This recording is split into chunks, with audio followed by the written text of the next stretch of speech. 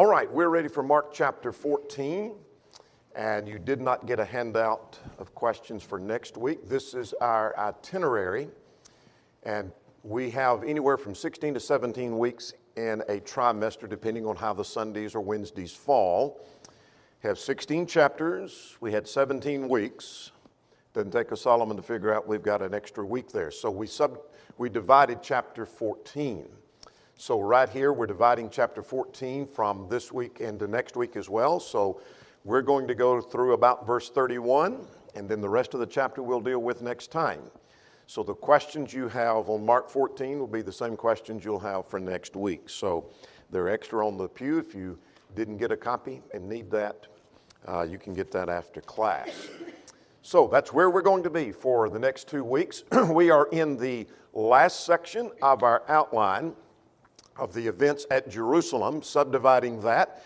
We are in what Stouffer labels as the trial section. Now, the trial doesn't begin till later in the chapter. We're not even going to get to the trial today. We'll get to that next week. But in this chapter, we get to the trial. And then his death in chapter 15, and then the resurrection in chapter 16. All right, let's review where we've been. We only have 13 chapters to review, but chapter 1. It is the beginning of the Galilean ministry. Chapter 2 early starts this. He starts this early. Mark does. It is a conflict with the Pharisees. Chapter 3. Controversy over the Sabbath healing. More specific of that controversy of chapter 2. Chapter 4, parables. By way of comparison, Matthew took 13 chapters to get to that point.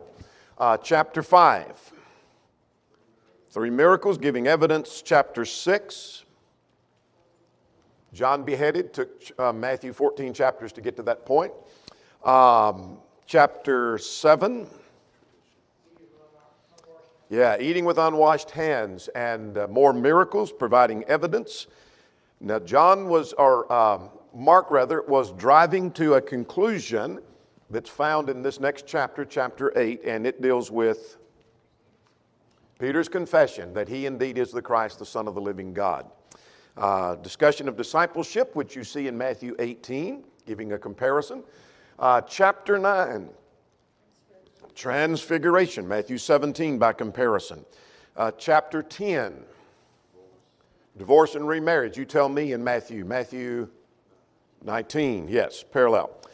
Chapter 11, Matthew 21 by parallel. Triumphal entry into Jerusalem. That starts that last week of the life of Christ. Passion Week, as we call it. Chapter 12, parable of the vine dressers and the exchange of questions there. And then last week, chapter 13, destruction of Jerusalem. You tell me the parallels. Matthew 24 and Luke 21. Very good. All right. Here's where we are. We're looking at this calendar each week to see where we are. That triumphal entry began on Sunday, as we mentioned earlier, as we talked about that triumphal entry in chapter 11. And there was the cleansing of the temple on Monday. And then the discussion and the conflict with the Jews happened on Tuesday. We either have no record or there was more teaching, and we'll get to that in Luke 21 and settle that question, or try to. We may not settle that question. Depends on your interpretation of Luke 21:38. We'll come all to that later. So where are we? If you're making marginal notes, at the beginning of chapter 14, you can either put Thursday or Thursday and Friday, because the chapter covers Thursday and Friday. If you want to be a little more specific, we're on Thursday until we get on over in chapter 14, about verse 53, and we are at Friday. That's where he's arrested, the trial, and his crucifixion on that Friday. Make sense? So what is chapter 14 dealing with as far as the calendar that you have before you? It's on Thursday and Friday. If you want to be more specific, start the chapter at Thursday. Then where we flag the verse division, you might flag that as Friday. All that does is just keep up with a little bit of how soon and quickly things develop. and he's in the tomb on Saturday. And then when we get to chapter 16 in about 3 weeks, then we're on the first day of the week, and he's raised from the dead. Make sense? All right. Now, we're not going to see this anymore today. We'll see that next week. Let's go to chapter 14. What is chapter 14 about? Question 1. All right. Whatever you said, you probably hit it, because there's just a bunch of stuff going on in chapter 14.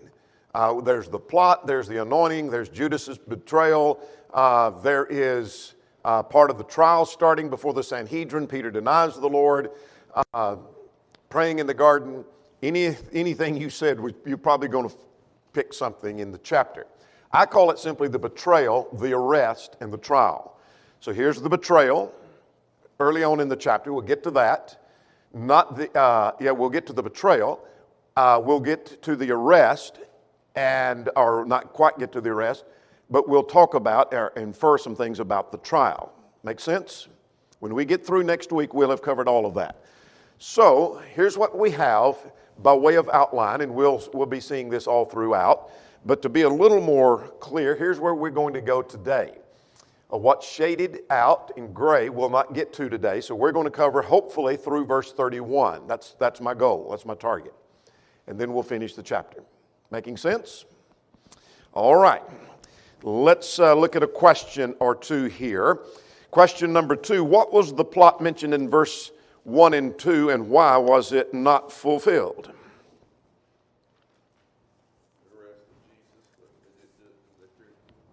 All right. They're plotting to take him by trickery, and we'll get to that in a moment, and going to kill him, but they're not quite ready just yet because of the people and the fear of the people. So let's talk about this plot to kill, and we will look at some parallel accounts here in just a moment. So let's start with verse 1. After 2 days, and that puts us to that Thursday, because Wednesday is not mentioned here in Mark, maybe in Luke. You know the story behind that. So after 2 days, it was the Passover and the Feast of Unleavened Bread. Well, you've seen this calendar many times. The outer circle is our calendar of January through December. The inner circle there is the Jewish calendar. And we've talked, as we have been in Exodus, about the month Abib. Remember that? Later, by the post-exile period, it was being called Nisan. And so that's where we have the Passover and the Feast of Unleavened Bread. They're often mentioned together. Sometimes the term Passover encompassed all of that. The Passover was a 1-day event, and then the Feast of Unleavened Bread was a 7-day event following that. Make sense?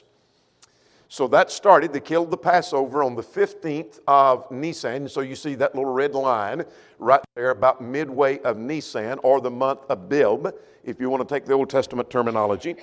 So that's a little bit about where we are. Now, we have parallel accounts. We're going to not take time to trace all of that. We have parallel accounts in Matthew and in Luke.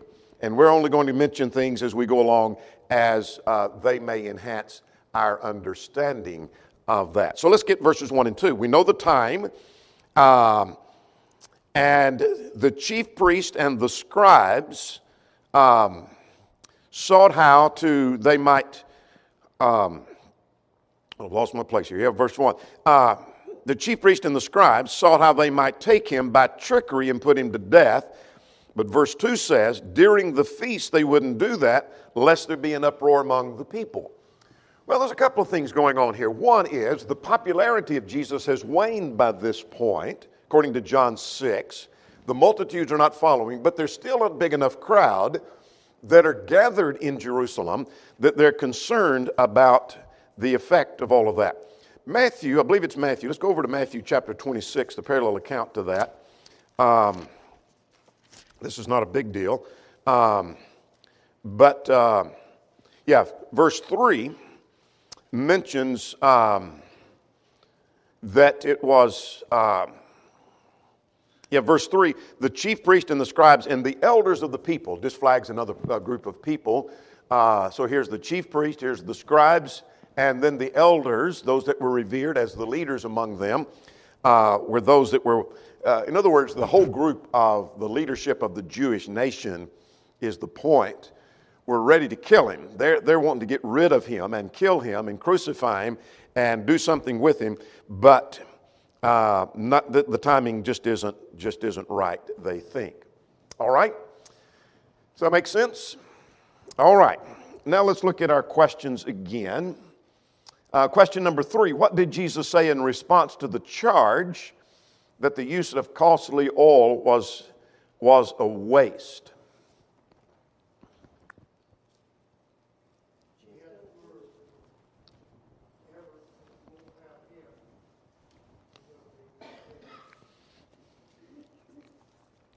All right, the poor you have always with you, but me you don't always have with you. What else did he say?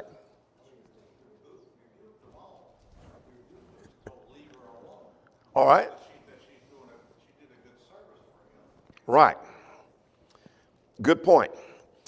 Now, there's a lot to say about this context. Let's work our way through the verses, and then I want to look at, are there parallel accounts, and are they parallel, and why do they seem to disagree? And so there's much discussion among commentators about those. Some say this is parallel to that, and that's not parallel to this, and contradictions, etc. We'll get through all of that here in just a second. And being in Bethany, verse 3 says, at the house of Simon the leper. Well, that doesn't mean that he was still a leper. It may imply that he had been a leper and has been cured of his leprosy. Not likely, if he has leprosy, are they going to be gathering at his house. But he was known as the Simon who had leprosy, is what I take that to mean. We'll harmonize that with John a little bit later. And a woman came, and what did she have with her? An alabaster flask of oil of spikenard, very costly, of pure nard, an Indian product. And she broke the flask and poured it on his head. What was the reaction, verse 4? They were indignant, they were angry, saying that why was this wasted? What was it worth, verse 5? A year's wages, 300 denarii. That's the annual wage for a common laborer. Rich people had more, the extremely poor may have less, but the common laborer would make about 300 denarii in a year. So you just think of a common laborer, that what they would make in a year, that's pretty costly. And they criticized her sharply. The footnote will say they scolded her. In other words, they didn't just say, well, this was a waste, she shouldn't have done that. They are rebuking her. You should not have done this at all. And so Jesus' response was, verse 6, leave her alone. Why do you trouble her? She's done a good work for me. Now let's focus at verse 6. He said, the poor you have with you always. Some have deduced from that, some more modernist views have deduced from that Jesus is saying ignore the poor. The poor is going to always be poor, just ignore them. That's not what he's saying.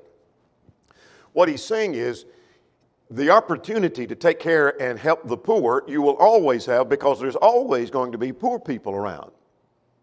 The opportunity to take care of his needs, prepare him for his death, is about to come to an end. So it's soon going to be impossible to anoint him for his death, but it's always going to be possible to take care of the poor. And so let's just erase that for a moment, and you had some money that you say, I want to do some good with it, and here's an opportunity maybe that you know it's going to spread the gospel with your $1,000 that you have. And you say, but I'd like to help the poor. Okay. But your one-time opportunity maybe is to preach the gospel with that money is about to end. Are you still going to be able to help the poor? Yeah, because there's going to be poor next year, and the next year, and the next year, and the next year, and the next year. There's always poor. There's always going to be around. This opportunity may be gone. That's what Jesus is saying here with reference to that. Then go further. Notice, you might underline it, verse 8. Every preacher's got a sermon on this. She has done what she could. In other words, she did what she could. Well, all kinds of sermons on that. Have you done what you could? Well, I've done a lot. Well, have you done what you could? Could you do more? Have you done what you could in worship? Have you done what you could with your family? Have you done what you could? You go on and on and on with the opportunities to spread the gospel. Now, verse 8 says, she has come to prepare me for my burial. And we'll come back to that in a moment. And I'm driving to get through with this and make some comments about the whole thing. Before we get to verse 9, why would this be mentioned here in this context? This may or may not have happened at this point. We'll deal with that as we harmonize with John. So we'll save our comments about that.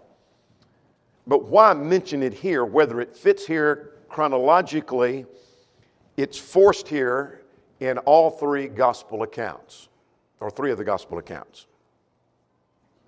I'm not convinced it's in Luke. Is it because it was told in memory of it? Say again? Is it because it was to be told in memory of her? All right, that's one thing. Well, one, it's preparing him for his death, and it's in the story of his death. That's one thing. But I'm wondering if it's not mentioned here to contrast her love and her devotion, willing to go to any expense to show her devotion to the Lord, in contrast to who? Judas, who was willing to take a measly sum to betray his Lord. Does that make sense? Think of this annual salary, and in 2022, one translation came out in 22 said that the 30 pieces of silver was equivalent to $200 in our day and time. I'm not sure, but it's a measly amount compared to the annual salary. So here is one giving their full salary for a year, showing their devotion for the Lord, and here's a man taking $200 to get rid of his Lord. Quite a contrast. That may be why it's mentioned in this context. Others have suggested that it gives an explanation, though not described here, but in John, as to why Judas acts like he does. Because he sees this and he criticizes, and John's account says he criticizes that because he had been, he's a money box holder and he'd been taking out of it. And so I think it'd be better if this was sold and put into the treasury and given, and let me distribute that to the poor. Yeah. And I'll stick a little in my pocket and give to the poor and stick a little more in my pocket. And out of an annual salary, you could steal a good bit. Maybe that's the point of it, but it's partly in preparation for his death. Now let's go to verse 9. What's the point here? Concerning wherever the gospel is preached, this will be spoken of as a memorial to her.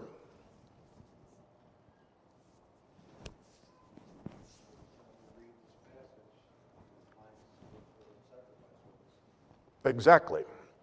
I'm learning from verse 9, the gospel is going to be preached. It's going to be preached to the world. And as the gospel goes to the world, this account's going with it. Evidence. Got a Bible in your hand, don't you?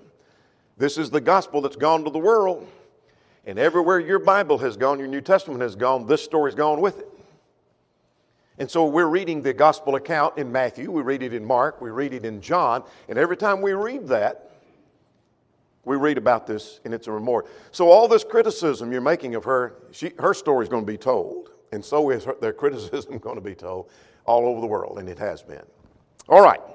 Now let's talk about where this fits and how this harmonizes. Don't lock in on all details here yet, and you're going to understand why as I go through. Notice I flagged Luke 6. Let's start there. There was an anointing at the house of Simon, who was a Pharisee. You say, well, that's the same. This is Simon here. Same one. Is it? That woman in Luke 6 was a sinner. You read through the story, and it doesn't seem to harmonize. The 300 denarii is not mentioned there. This woman, again, was a sinner. It's not put in the context of his crucifixion coming up soon. And so I put down here in gray, some think Matthew 26, Mark 14 is parallel to that. I think not. Does that make sense? Because over here in John, it is thought, though probably not the case, that this anointing was at the house of Mary, Martha, and Lazarus. That's what the M, and L stand for. Mary, Martha, and Lazarus. Make sense? We'll get to John 12 in just a second. The woman is identified in John's account as being Mary, not a sinner. So that's not the same thing. Now let's flag one more thing. If these are parallel, and I take them to be parallel, that is John, Matthew, and Mark seem to be parallel, then this event did not take place chronologically here, but 6 days earlier. You say, how do you know? Because that's what John says. Make sense? So, gospel writers do not always mention things in chronological order. Sometimes they insert it to make a point. This fits here in the story I'm trying to tell. Does that make sense? All right, let's go over to John 12 and flag a couple of other things. See if we can harmonize. And this may not make any difference to you, but I always feel like I've got to try to harmonize things that seem in disarray. The Bible is never in disarray. It's never in contradiction. But I want to know how to explain some of that. I said, and I should have put this in quotation, at the house of Mary, Martha, and Lazarus, that text doesn't tell us that. What that text tells us is that Jesus had, in John chapter 12, helps me to be in the right text, at John chapter 12, that he came to Bethany, that's where Mary, Martha, and Lazarus were, and they had made supper for him. May have been at their house. The text doesn't say that. So here's part of the discussion. It was at the house of Simon the leper, according to Mark. Some have wondered if Simon the leper was the father of Mary, Martha, and Lazarus. Any evidence of that? No, but could be. So it could have been in the house of Mary, Martha, and Lazarus, and also in the house of Simon the leper. Or it could have been in the house of Simon the leper, and Mary, Martha, and Lazarus were there. There's ways to harmonize that without it being contradictory. So that doesn't tell me that Matthew and Mark are different accounts than John. So I take it, and you may say, I don't think I think there are three accounts. I think you got Luke, and then you got Matthew and Mark together, and John is, okay, maybe. But the similarity between John and Matthew and Mark are too common. There's too much similarity there for them not to be the same in my mind. So, and you can reject that if you wish. So what I wanted to flag for you is at verse 4, Mary is mentioned as the woman that did that, and the terminology throughout seems to be somewhat paralleled. Are we making sense on that? Where the question is, I'm convinced that Luke is a separate account. These three are parallel, and there's ways to harmonize those three. Now, you probably can go back and find a video somewhere where I have said John is different from Mark. And you're right. I probably said that at some point. I can change my mind if I want to. All right. Questions, comments? And in a future video, you may find where I say that again. I may change my mind again. Anyway. All right. Let's go further now. Let's talk about verses 10 and 11. Judas agrees to betray Jesus. What do you see in verse 10 and 11? He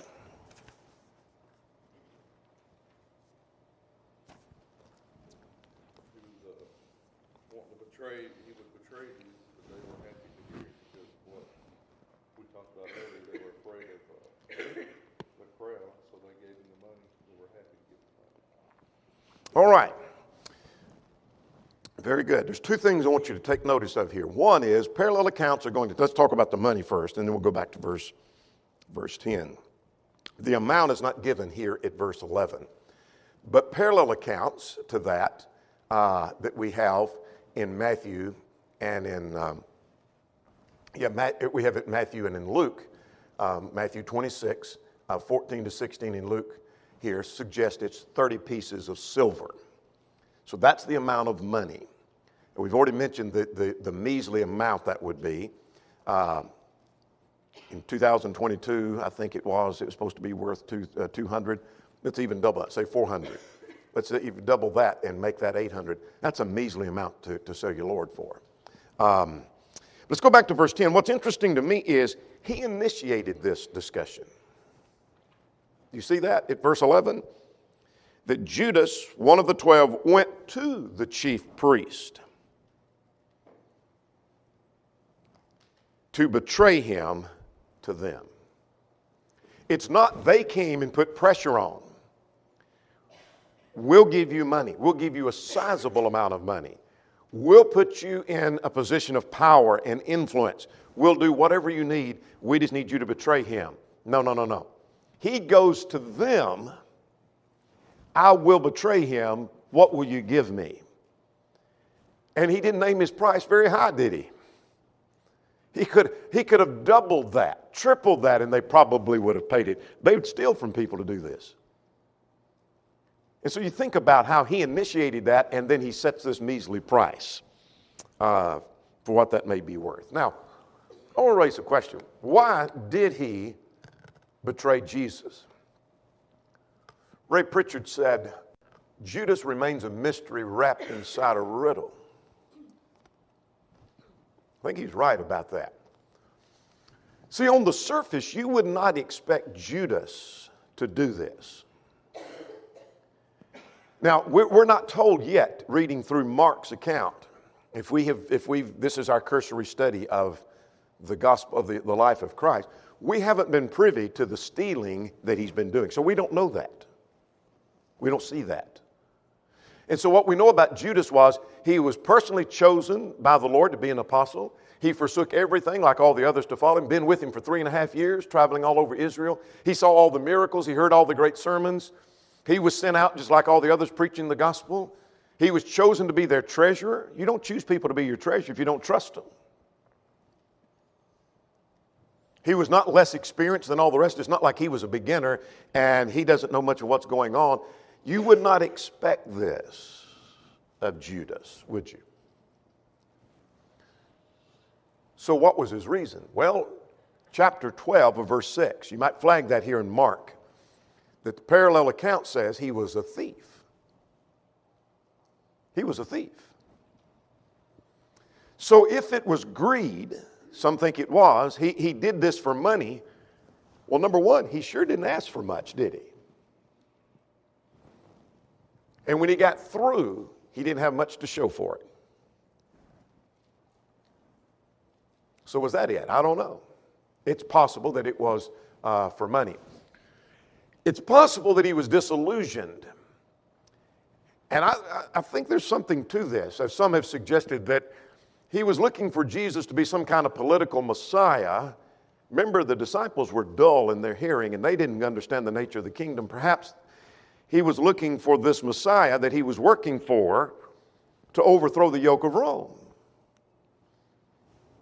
And some wanted to make him king and take him by force. Remember John 6. Judas had to notice that his popularity in the crowds are gone. We flagged that earlier, John 6:66. And now, instead of throngs of people wanting to make him king, there's opposition and the talk of killing him. This is not what he would have expected. Perhaps he's angry, some have suggested, at the failure, and I put that in quotation, of the mission of Jesus. I thought he was coming to establish a kingdom and large crowds were following him and he's failed. Look, they're about to kill him. He's a miserable failure in the mind, perhaps, of Judas. And it may be that he wants to be on the winning side. Like in a political game. You know, in politics, if you're going in this direction and your guy loses support, I want to be on the winning side. So you jump over here, it may be the opposite, but you want to be on the winning team. Maybe that's it. Maybe that's it. Could be that he was frightened. Perhaps he saw the handwriting on the wall that if they capture Jesus, then who's next? That may be me. I don't know. He goes to the high priest, maybe to spare his own life, that he ultimately ended up taking. Does that make sense? I don't know what his motive was. You know why I don't know? Bible doesn't tell us. But there's several things. It could have been money. I know he asked for money. Was he frightened? He must have been. Did he misunderstand about the kingdom? Well, all the disciples did early on. He is a puzzle. Yeah. Yeah. And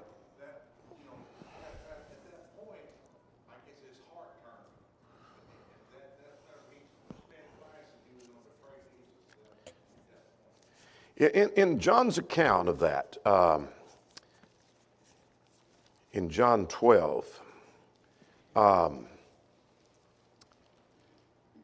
that when and we may have time to deal with that more in a minute, but when Jesus identifies him, he tells him, the text says, Satan entered him. And I think that just simply means, I don't think that means Satan overtook him to the point he has no control. He allowed Satan and the influences of Satan and the wishes of Satan to control him, just like any one of us. You allow temptation to be stronger than your resistance, and that's the point. His temptation to betray the Lord overpowered his resistance against that. But Jesus said, what you do quickly. Gave him one more chance. And he blew it. Interesting. He indeed is a puzzle. All right, Jesus tells, well, before we get to that, let's get verses 12 to 26. Jesus and his disciples observed the Passover. Now, we're going to subdivide that in 3 sections. And so let's see if we can get this. Beginning at verse 12, we have, he eats Passover with the disciples, 12 to 17. Verse 12 says, on the first day of unleavened bread, that would be Nisan, that month we've been putting on the calendar, the 15th, mid-month. So it gives you a little timetable for what that may be worth. That's when they killed the Passover lamb. His disciples asked him, where do we go prepare the Passover? And so he sent 2 of his disciples. Who were they? Peter and John. How do we know? Doesn't say that. Luke 22, verse 8, identifies that as Peter and John. So if you want to flag that in the margin of your text, that was Peter and John. And we see them at the Passover in discussion with each other a little bit later in John's account. So he tells them to do what? You go to the city, and you're going to see somebody.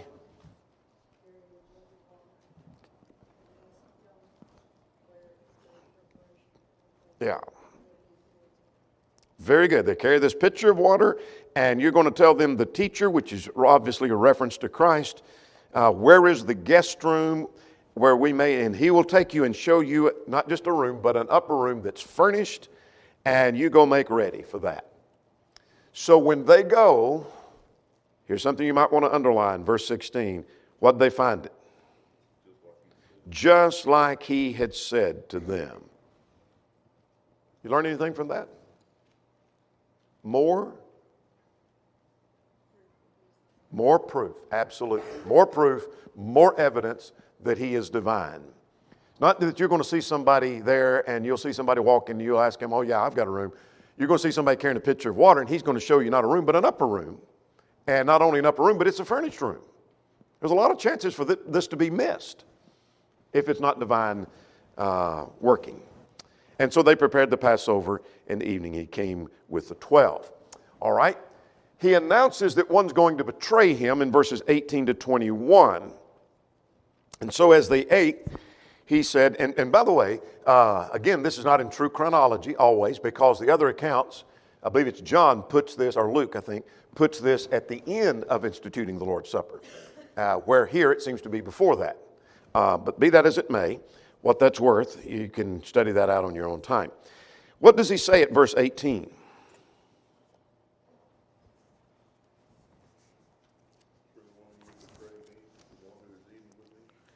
All right. One of you that's eating with me is going to betray me. And so everyone begins to ask, is it I? Is it me?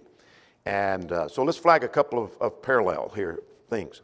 The parallel accounts that you see here, you're going to find in Matthew and also in Luke. But be that as it may, I want to go back and look at Matthew 26 and in verse 25.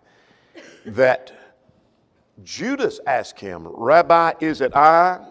And Jesus responded specifically, you have said it.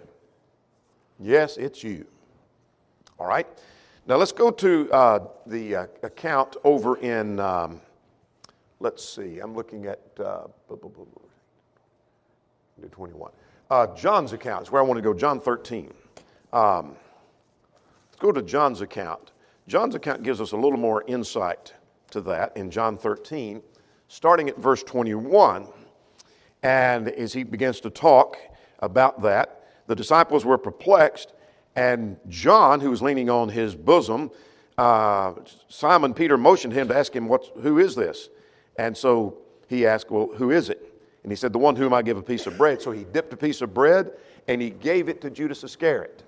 So get the picture. It's not just one of you that's dipping in this, but the one that I give this piece of bread to, and he dips the bread and hands it to. And that must have been when Judas asked, are you talking about me? Yes, I'm talking about you. And that's where Jesus said, what you do, do quickly. And when he received the piece of bread, he immediately went out. He gave him one more chance. I've identified you, I've exposed you, you can turn. And he failed to do that. Questions or comments before we go to the institution of the Lord's Supper? All right, let's get 22 to 26. Get ready to mark a couple of things that we're familiar with the Lord's Supper text. As they were eating the Passover meal, which involved unleavened bread, that he took the bread and he blessed it. You might underline blessed, and I'm going to make a point about that in just a moment. And he broke it and he gave it to them and said, this is my body.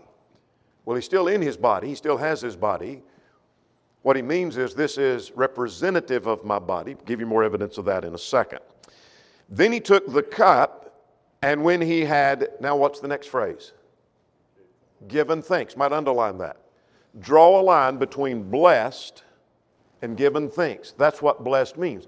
I think sometimes in giving thanks at the table, some guys may have the idea, we're thankful for this cup, or we're thankful for this bread. Bless it to us as we partake of it. He wasn't asking it to be blessed, as we may ask, bless this food to the nourishment of our bodies. Blessing the bread is equivalent to giving thanks for the cup. That's all it means. It means giving thanks. If you come to my table and I say, would you bless the food? What I'm asking you, give thanks for the food. That's all that means. All right, that's all I wanted to make on that point. And then he said, concerning the cup, this is my blood. Now, Catholics talk about transubstantiation, that it literally becomes blood. Some of our own brethren have argued that it doesn't say it represents his blood. He said it is his blood. All right. Then are we drinking blood that was forbidden in Acts 15?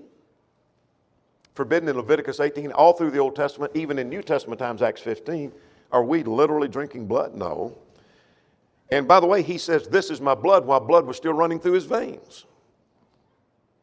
Now, you might get ready to flag this. He calls it the cup, then he calls it his blood, and then after he refers to it as his blood, what does he call it at verse 25? Fruit of the vine. The cup, the blood, and the fruit of the vine are the same in this context. They're equivalent. They're taking of the cup, this is my blood, and then this is the fruit of the vine.